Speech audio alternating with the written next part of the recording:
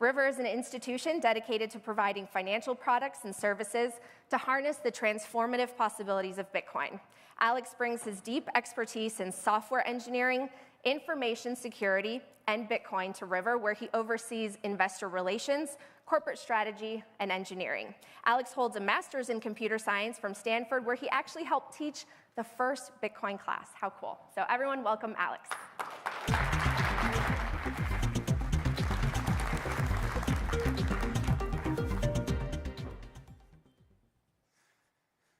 Hi, everybody. I'm Alex Leishman, the founder of River. At River, we make it very easy for individuals and businesses in the United States to buy, use, and secure Bitcoin. Today, I'm excited to talk about some Bitcoin adoption trends that we've seen over the last year and through Bitcoin's life. In this presentation, I'm going to talk about some of the adoption trends we're seeing of Bitcoin as an asset, how Bitcoin is being used in corporate treasuries and its impact on business payments, and some of the technical trends that we're seeing in the Bitcoin network. So, Bitcoin is about 15 years old. In that 15 years, it's gone from what is effectively a science experiment, a cypherpunk science experiment on the internet, to one of the most valuable assets in the world today. When ranked among precious metals and public equities, Bitcoin is in the top 10, although today it might be ranked a few lower given the Bitcoin price. But nonetheless, it's come a long way in 15 years. And why is that? Well, the core reason is that Bitcoin is the first absolutely scarce asset in human history. There will only ever be 21 million Bitcoin. And Bitcoin's supply, its monetary policy, you could say, is defined in 6 lines of code in the Bitcoin core code base. And those 6 lines are right here. And for those of you who aren't programmers, what this code says is, in a very elegant way, when the Bitcoin network launches 15 years ago, every new Bitcoin block will reward 50 new Bitcoin to the person who mined it.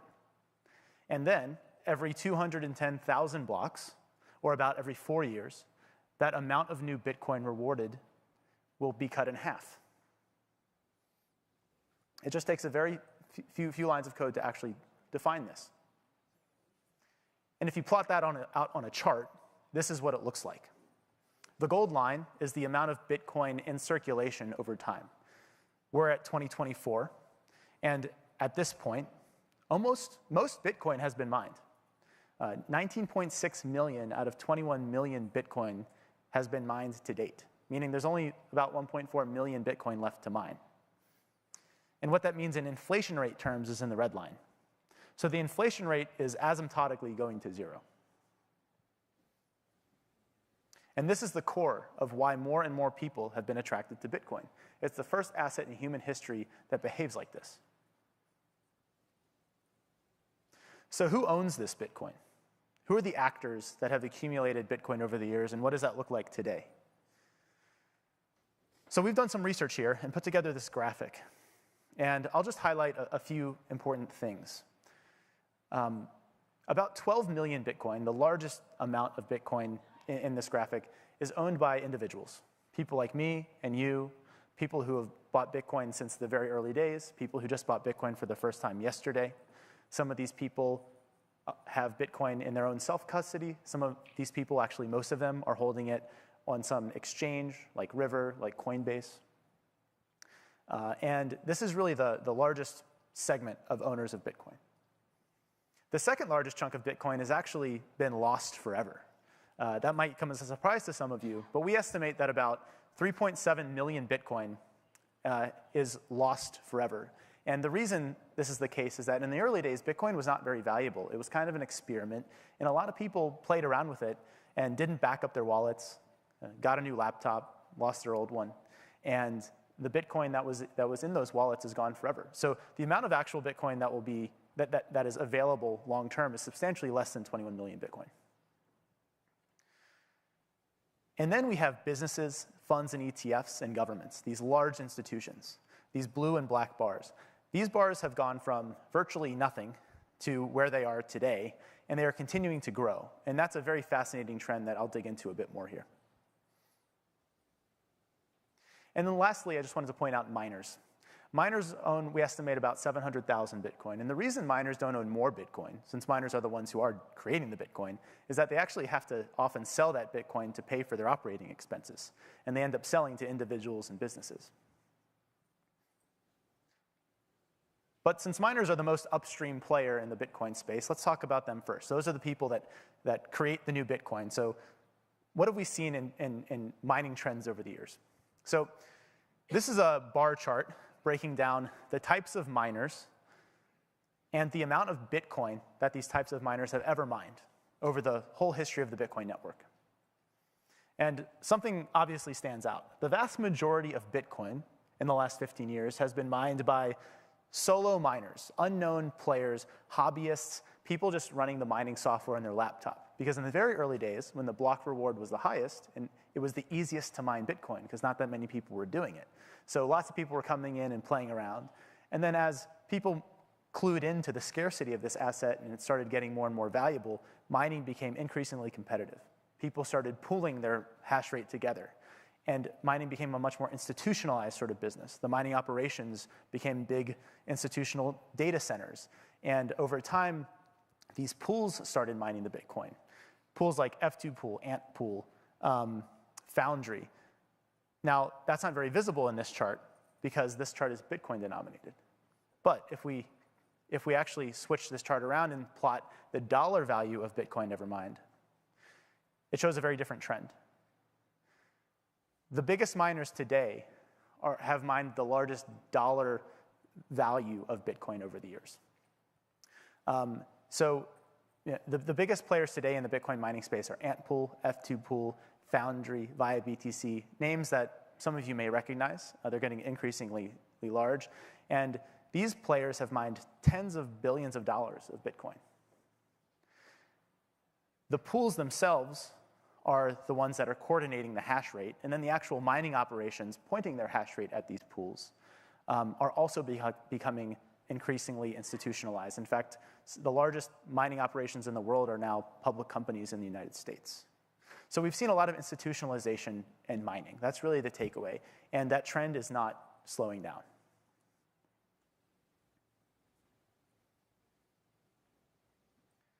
So miners deeply understand Bitcoin's scarcity. They drive the creation of new Bitcoin through mining blocks. And if we look at the Bitcoin price over time, we see some interesting trends. The biggest one is, well, it keeps going up. This is a log scale chart. But if you plot the Bitcoin halvings, and by the way, we just had the 4th halving in Bitcoin's history a few weeks ago, we see some interesting trends. Every halving is typically followed by, with a bit of a lag, a substantial price increase for Bitcoin. Now, it's to be seen if this is going to happen again this time around. We don't know for sure.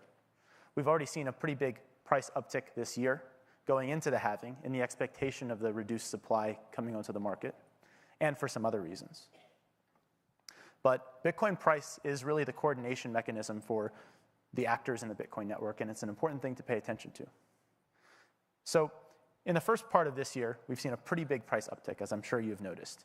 What's been driving that? Well, the halving is one, but I think it's a little more nuanced than that. Retail is not really driving the recent rally in the Bitcoin price. If you plot the Google search trends from over the last few years for Bitcoin, what you see is that consumer interest in Bitcoin is nowhere near its all-time highs during the last bull market in 2021 and 2022. Bitcoin hit its all-time price highs, and Bitcoin search interest on Google didn't really get close to where it used to be. So what's going on here? What is driving this price increase? Well, we think that one big factor here is institutions. I'm sure you all are familiar with who this is.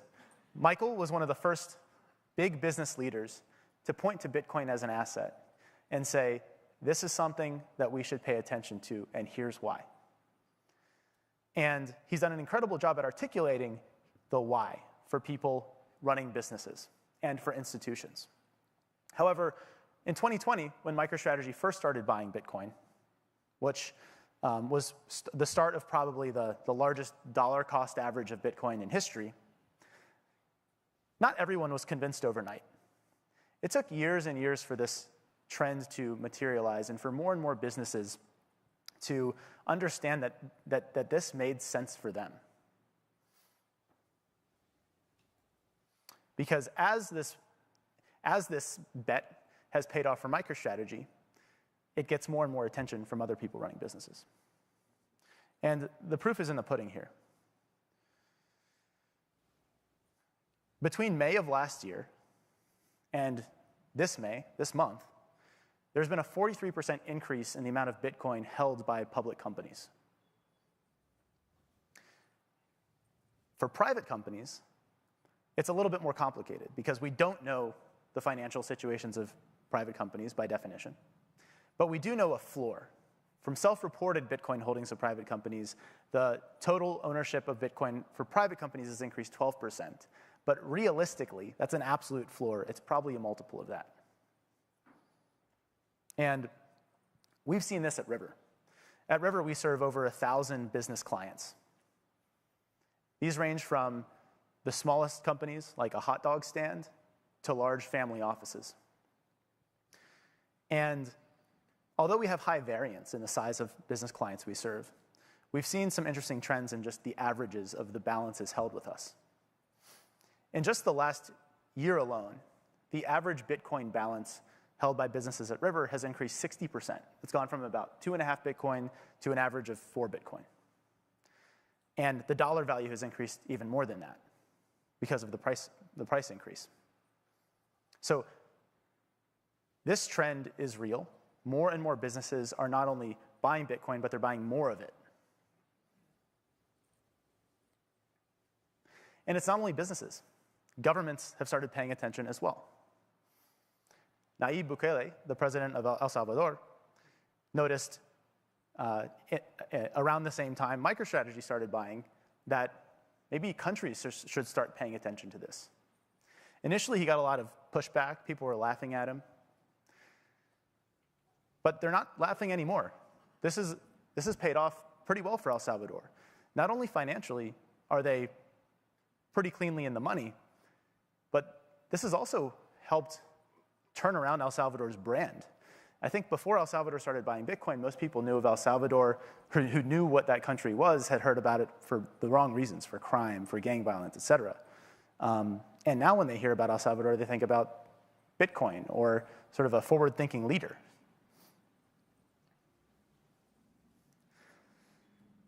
El Salvador got a lot of pushback from the United States for doing this as well. But I think the United States is now realizing we have our own financial problems. And our own currency has some long-term rocks, some potential rockiness on the horizon.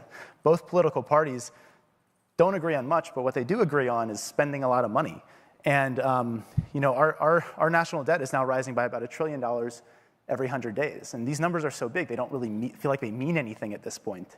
But I think for those who are students of economic history typically know sort of where this leads and why Bitcoin is something worth paying attention to.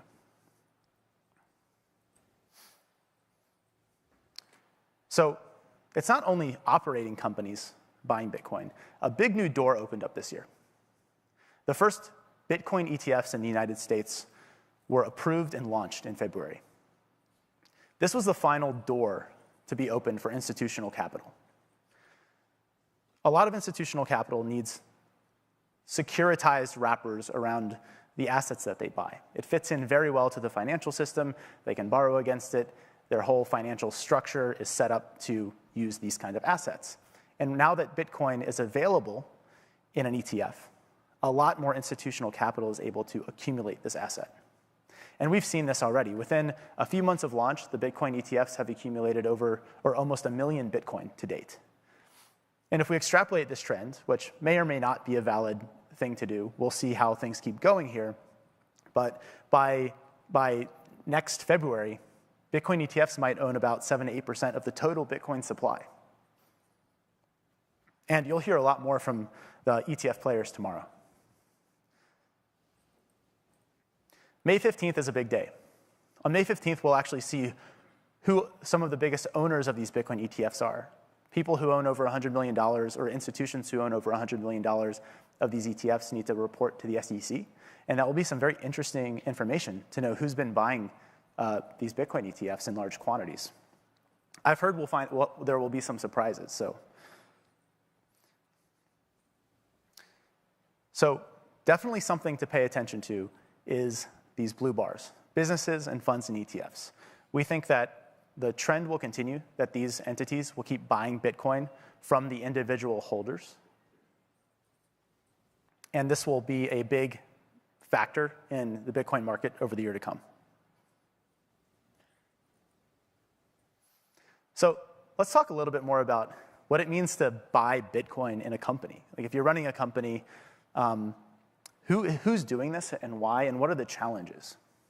So in the early days of Bitcoin, you had people starting companies who were aficionados of Bitcoin, and it was typically the company itself was branded around Bitcoin. Maybe they were selling socks online for Bitcoin, or they were selling hardware. They were building hardware wallets for Bitcoin holders to self-custody their Bitcoin, and so they sold their hardware wallets for Bitcoin. Everything was somewhat niche and very focused. The business models were very focused on Bitcoin, and Bitcoin was more of a payments tool back then. Everyone was kind of like, I want to accept Bitcoin payments online, and that was the big driving force for a lot of Bitcoin adoption back then.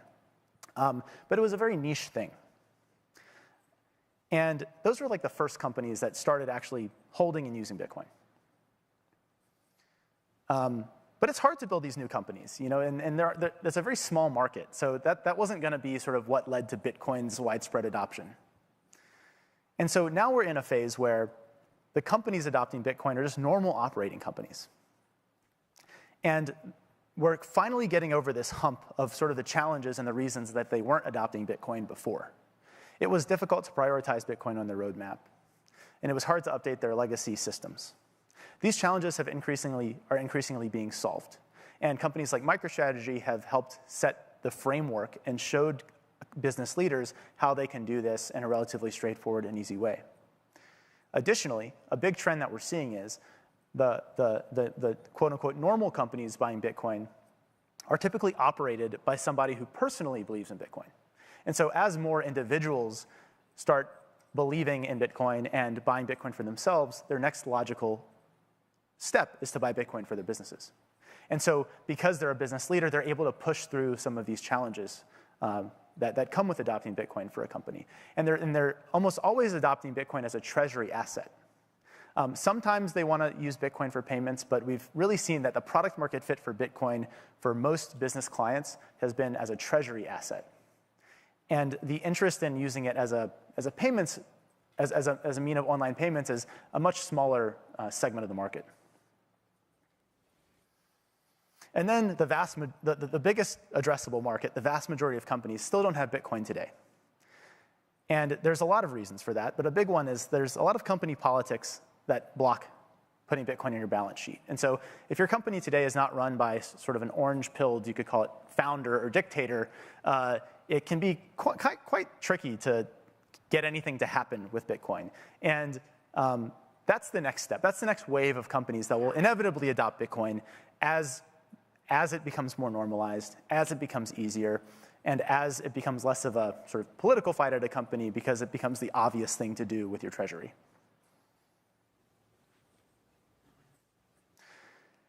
Bitcoin can be a bit of a cheat code for your treasury, and this is what a lot of businesses are realizing, that buying Bitcoin for your corporate treasury can unlock some real business benefits, and we're seeing a lot of success stories, and MicroStrategy isn't the only one. There's a soccer club in England, in Bedford, England, that has been buying Bitcoin for years now, and that has led to a substantial increase in the value of their treasury. They've used that money to buy better players. And for those of you who know the British soccer system, there's all these tiers of leagues. They started in the bottom league, and they've since moved up a number of leagues because they had more resources to buy better players, have better equipment, have better trainers, et cetera. And their goal is to eventually get to the top league, the Premier League. And so recently, the Winklevoss funds actually just invested further in this Bitcoin soccer team to help accelerate this trajectory. And at River, we walk the walk. Over half of our own corporate treasury is in Bitcoin. And this has helped us in a number of ways. It's substantially grown the value of our treasury. We have more resources as a company. It's also diversified our treasury away from cash, and it helps insulate us from risks in the traditional banking system, which you might not think about day in and day out, but sometimes it does come in handy. There were about 5 banks that failed last year. So having a 24/7 liquid asset on your balance sheet that's completely decoupled from those risks can be compelling. And long term, because we obviously believe in its long-term success and growth, this will just end up creating long-term value for shareholders, as it has at MicroStrategy. So an interesting trend we've seen is that the old way for businesses to adopt Bitcoin, as I mentioned, was to you run an existing business or you sell something online and then you go, let me accept Bitcoin payments. That was kind of like the old early Bitcoin way of getting into Bitcoin as a business. We're seeing that actually getting flipped on its head. And businesses today are saying, well, Bitcoin for payments, I mean, that might be interesting. But actually what I'm really interested in is buying Bitcoin for my treasury. And then they start wondering, okay, should we do more with this thing? We have this Bitcoin in our treasury. Should we be using this for payments? Or should we be accepting Bitcoin payments since we already have it on our treasury? Why not accept Bitcoin payments for goods or services? And while there isn't a ton of activity here yet, there's a pretty big opportunity. If you break payments down, if you break down global cross-border payments by category, pretty much everything is a rounding error in comparison to B2B payments. So B2B payments is basically all international payments. Is kind of one way to think about it. So you could imagine a future where if most companies in the world have Bitcoin on their treasury, it becomes sort of a interesting thing to ask, well, will they just start making international payments in Bitcoin, given that international wires can be pretty hairy sometimes? So this is just an interesting trend I think worth paying attention to. Another example of how this paradigm of treasury-first Bitcoin versus payments-first Bitcoin is really what is being adopted right now is what Square just rolled out a few days ago. So Square made it very easy. They launched this last week. They made it very easy for merchants who are Square merchants who accept, coffee shop accepts credit card payments with a Square terminal to automatically convert some of their revenues into Bitcoin. And what's interesting is what they didn't ship was the ability to accept Bitcoin payments. They shipped the ability to convert their dollar payments into Bitcoin. And I think that actually says a lot about where companies and business leaders are thinking right now as it relates to Bitcoin. It's really all about the balance sheet at the moment. Now, Bitcoin payments has been seeing a lot of advancements, though, in the technology that could make Bitcoin more and more suitable as this medium of exchange, as this payment technology. The Lightning Network, which last year's conference discussed a lot about. If you were here last year, we went very deep into the Lightning Network. But for those of you who aren't familiar with it, just to give you a high-level summary, the Bitcoin blockchain is kind of like the Federal Reserve. It's slow. It's for sending large amounts of money. The Lightning Network is like a decentralized version of Visa. It's for smaller and faster payments.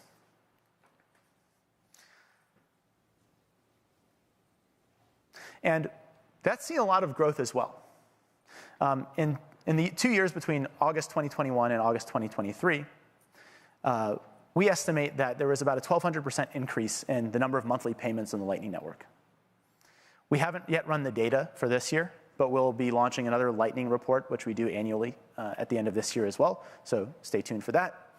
But the number of small Bitcoin payments being used for various reasons, sometimes it's commerce, sometimes it's peer-to-peer, sometimes it's online gaming, it is seeing healthy growth but the value of those transactions are typically pretty small. The Bitcoin blockchain is capped at how many transactions it can process a day. And the gray chart here shows the average number of transactions per day of the Bitcoin blockchain. And the gold shows the transactions per day of the Lightning Network. And the Lightning Network transaction numbers, by the way, they're our own estimate. They're a conservative floor. The number is actually probably higher. So the Lightning Network is really unlocking more transactions that can happen in Bitcoin at all. And the jury's still out about how big this is going to be. It's pretty exciting to see the growth. But I think really sort of one observation that we've had is while commerce with Bitcoin is a really cool idea, people still mostly want to use dollars for that. And so something interesting happening is that the Lightning Network is going to become multi-asset. You're going to be able to transact dollars on the Lightning Network as well. So that's another trend worth paying attention to. And if you want to learn more about the Lightning Network or some of the trends we're seeing, we have a report. Just Google River Lightning Report, and it'll probably be the first result. You can download it really easily. So what's the end goal with sort of all of this work happening on Bitcoin technologically? Like, why are we doing this? What's the point? Really, the end goal is that anyone who wants to, not everyone, but anyone who wants to, is able to move Bitcoin and take custody of it if they want, right? That's sort of an important feature of this asset to maintain its value. And so a lot of the work of scaling Bitcoin is to make that activity possible as the number of people who use Bitcoin increases. So there's all sorts of interesting work being done right now to unlock things like this in the future. And the cool thing about these is almost all of them require no changes to the Bitcoin protocol. There are all these layers built on top of Bitcoin so that you can experiment in a much less risky way off-chain, just like the Lightning Network, to figure out what else you can do with Bitcoin. And there's been a lot of progress in some of these ideas and developments. And so these are just some concepts and buzzwords you could say to pay attention to if you're interested in looking more into this. So how are these new projects doing this? What are they using? How does it not touch or change the Bitcoin blockchain? Well, when the Bitcoin blockchain has this programming language, it's very simple. It's called Bitcoin script. And while it's very simple, over the years, more and more people have realized there's more and more we can be doing with this thing that nobody had noticed before. And so that's really the big theme this year, is that there's been a lot of smart people paying more attention to this and realizing there's more that we can do with this Bitcoin script than we thought we could. And these explorations come down to how do we increase Bitcoin's scalability, utility, and privacy without making it more centralized over time. There's a Bitcoin script event happening in Austin right now. So if you want a list of like technical topics to Google, this is one. I'll publish the slides later so you guys can look it up. And changes to Bitcoin. Bitcoin is a very conservative project. Changes happen very slowly, and they should. One of the most recent changes to Bitcoin was called SegWit. And SegWit was shipped in 2017. It was a change to Bitcoin that made transactions less malleable. There were all these sort of like issues that Bitcoin transactions had if you wanted to use them for accounting and things like this. And SegWit addressed a lot of those issues. But it was actually only until this year that the usage of this change actually hit near 100%. And I say this is a good thing, actually. Bitcoin should move very slowly. So it is sort of worth, this is just a property of the project worth understanding. And so 2024, to wrap it up, marks a new era in Bitcoin's existence. As an asset, institutional ownership of Bitcoin is now mainstream. That's really the takeaway. This year, I think, marks the first year where we can say with 100% certainty, institutional ownership of Bitcoin is normal. And the door is open. And the technology is also advancing. There's a lot of interest in Bitcoin as a technology, in Bitcoin script, and experimenting with future ways that we can use Bitcoin. The work on that needs to start now because it could take decades for any of this to even be realized. And so 2024, from both the economic perspective and both the technical perspective, is a foundational year for Bitcoin. And I'm really excited to see what happens next.